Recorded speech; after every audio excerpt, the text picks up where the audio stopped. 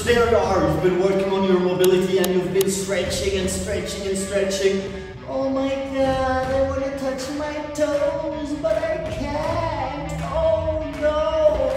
And you haven't been advancing as much as you wanted to because stretching can get really boring, especially for the people who do it statically and who just try to hold on for a stretch for 30 seconds, which is an amazing thing to do, but as I said, can get really, really boring. So here is a trick or a secret that most people who understand flexibility use to bust through plateaus to get even further and to make it less boring, and it's called reciprocal inhibition. Your body has something called spindle neurons, and those spindle neurons are around your muscle fibers. One of the things that they do is they signal your body when you have gone too much or just enough into a stretch. Before you can go deep enough into a stretch, before you tear off all those tendons, those spindle neurons give your mind the signal that it's over, and then that is it. Now, we want to work around that without getting hurt. Now, what we're gonna do is use this reciprocal inhibition. Now that sounds way more complicated than it is, but if you want me to put it into simple terms, all you need to do is flex the antagonists of the muscles you want to stretch. So it happens automatically when I flex my biceps that my triceps relaxes and lengthens. When I flex my triceps like so, my biceps relaxes fully. And you can use that in your stretching routines to get deeper and to advance more quickly in your stretching. We're gonna go to the most beloved of all the stretches, the hamstring stretch. I'm stretching my hamstrings. Oh, I'm stretching my hamstrings. Oh, I'm stretching my hamstrings. Everyone's stretching their hamstrings, so we're gonna use that to show you exactly how.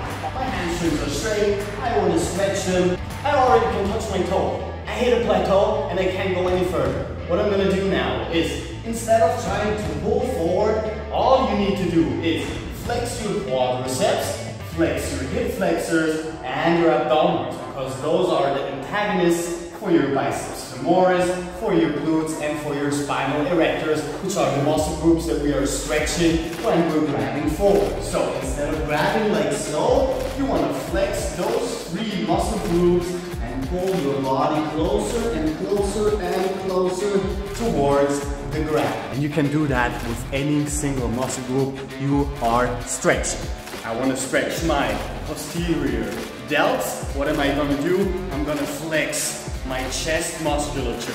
I want to stretch my abdominals. I'm going to flex my spinal erectors. I want to flex my hip flexors.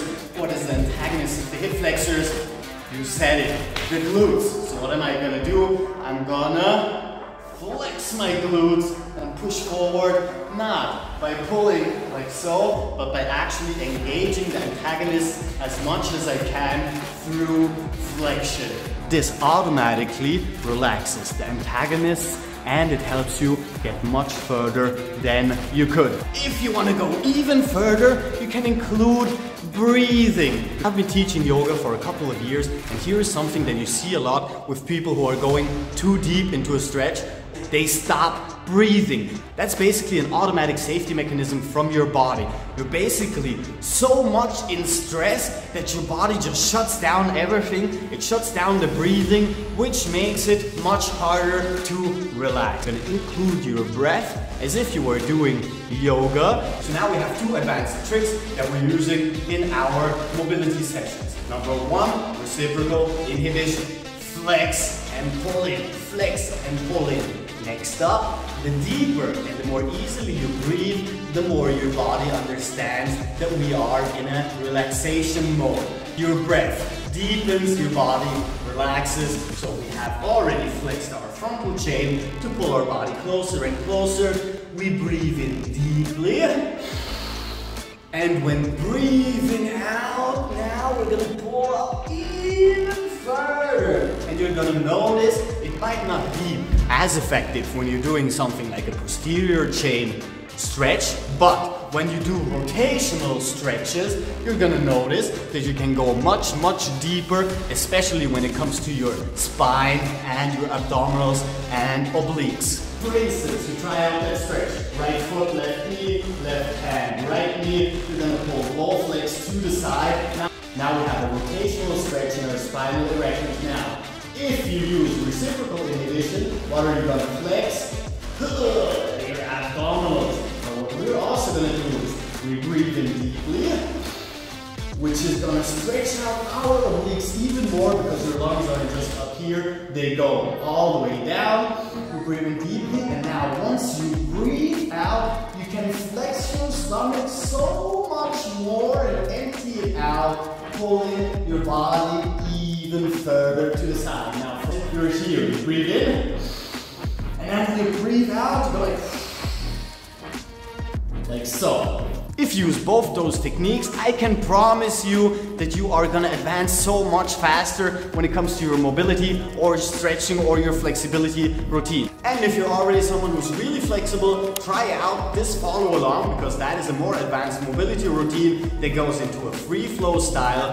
Thank y'all for tuning in. If you like the video, comment, subscribe, unsubscribe, subscribe again. Do a lot of button stuff so the algorithm notices that you're fully engaged, and I'll see y'all tomorrow because new videos every single day. Thank y'all for tuning in. Captain Cairo, peace out.